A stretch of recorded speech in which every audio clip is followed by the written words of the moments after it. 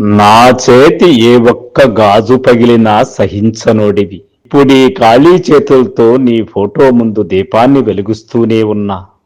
ఖాళీ చేతులతో నీ ఫోటో ముందు దీపాన్ని వెలిగిస్తూనే ఉన్నా. చిన్నోడికి పాలు పట్టిస్తుంటే మెడలో పుస్తెల తాడుతో ఆడుకునేటోడు మెడపై నిమురుతూ తెల్ల ముఖమేసి చూస్తున్నాడు. వాడికేం తెలుసు వాటిని తీసుకెళ్లి నువ్వు కాడులో కాలిపోయావని. పెద్దోడు నాన్నా అని పిలిచిన ప్రతిసారి నా ఎదమీద గాయం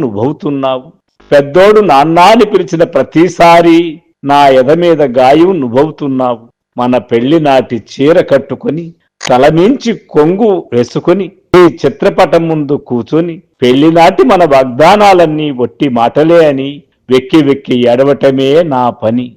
పెళ్లినాటి మన వాగ్దానాలన్నీ ఒట్టి మాటలే అని వెక్కి వెక్కి ఏడవడమే నా పని. పిల్లలకి ఇది నాన్న ముద్ద అని తినిపిస్తూ అప్పుడు నా ఎద మళ్లీ గాయం అవుతుంటుంది. పారిపోతున్న కాలం చక్రాల కింద పడి నలిగిపోతూ బ్రతుకుతున్నా. ఎవడెవడో జాలిగా చూస్తూ పడక సుఖానికి వేల అడుగుల దూరాన ఉన్నావని వేళ్లతో సైగ చేస్తూ రమ్మంటాడు. కట్టుకున్నోడు పోతే సమాజం ఒక రాబందు. నా పక్కనే నువ్వున్నావని నిద్రపోతున్న కలలోకి రాగానే అర్ధరాత్రి మెలకువ వచ్చి చూస్తా. అక్కడ టేబుల్ మీద దీపం వెలుగుతూనే ఉంటది నీ ఫోటో ముందు.